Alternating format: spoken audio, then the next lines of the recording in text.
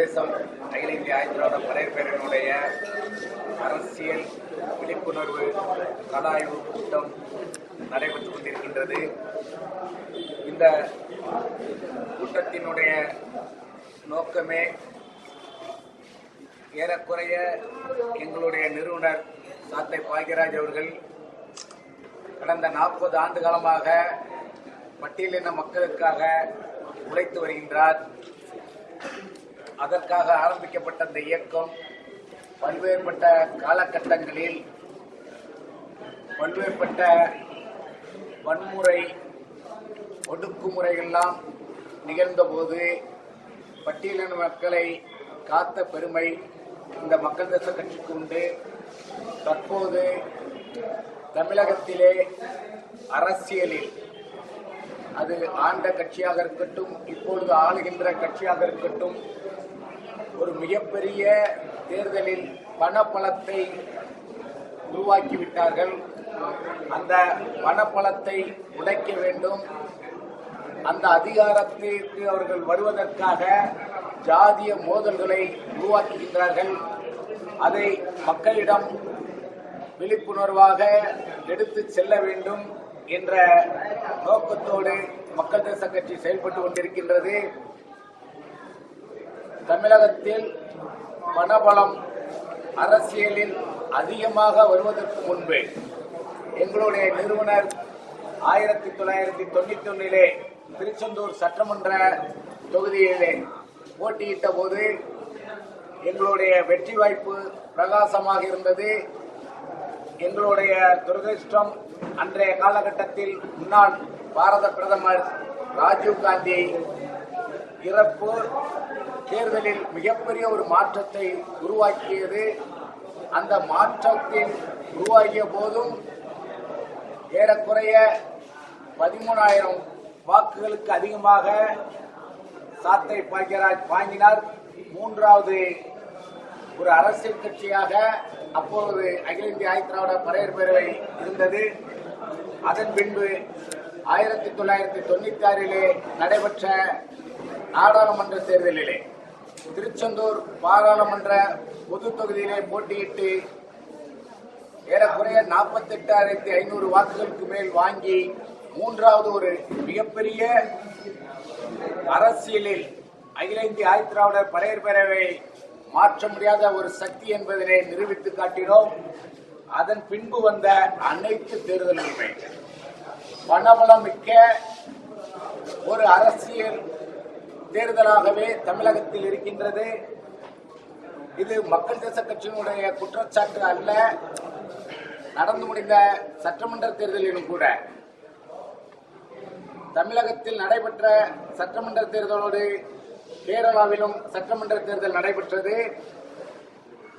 பணபலத்தை பிடிப்பதற்காக தனிப்படை ஒன்று அமைப்பார்கள் தேர்தல் கமிஷனில். தமிழகத்தில் அந்த தனிப்படை இருந்தது, கேரளாவில் அந்த தனிப்படை கிடையாது. அப்போ எந்த அளவிற்கு பணபலம் தமிழகத்திலே அரசியலில் நிர்ணயிக்கின்றது என்பதனை உணர்ந்த மக்கள் தேச கட்சி நாங்கள் 8 மாவட்டங்களை உள்ளடக்கிய மண்டலங்களாக பிரித்து முதற்கட்டமாக ராணிப்பேட்டையிலே மக்கள் தேச அரசியல் விழிப்புணர்வு கலாய்வு கூட்டம் நடத்தினோம். அந்த கூட்டத்தில் எங்களுடைய நிர்வாகிகள் மட்டும் பங்கேற்க வேண்டும் என்று அழைப்பு விடுத்திருந்தோம். அதேபோல் இன்று திருநெல்வேலியிலும் எங்களுடைய நிர்வாகிகள் மட்டும் இந்த தென் தமிழகத்தினுடைய கன்னியாகுமரி, தூத்துக்குடி, திருநெல்வேலி, தென்காசி இந்த 4 மாவட்டங்களும் உள்ளடக்கிய நிர்வாகிகளை நாங்கள் வரவழைத்து இந்த ஆலோசனை கூட்டம் நடைபெறுகின்றது.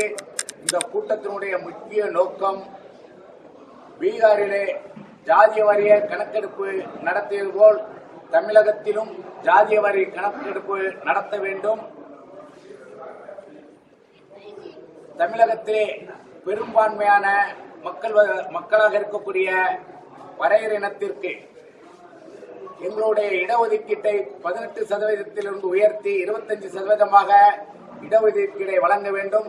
அதிலும் பெருவாரியாக வாழக்கூடிய வரையறின மக்களுக்கு 18% இடஒதுக்கீடு வேண்டும் என்பதும், சுதந்திர இந்தியாவிற்காக போராடி வட்டமேசை மாநாட்டில் கலந்து கொண்ட தாத்தா இரட்டமலை சீனிவாசன் அவர்களுடைய திருவுருவ படத்தினை சட்டசபையிலே வைக்க நாங்கள் பல ஆண்டு காலமாக போராடி கொண்டிருக்கிறதனுடைய விளைவு அச்சிரப்பாக்கத்திலே தாத்தா இரட்டமலை சீனிவாசன் அவர்களுடைய மணிமண்டபத்தை மிக விரைவில் திறந்திட தமிழக அரசு அதற்கு நிதி ஒதுக்கியுள்ளது.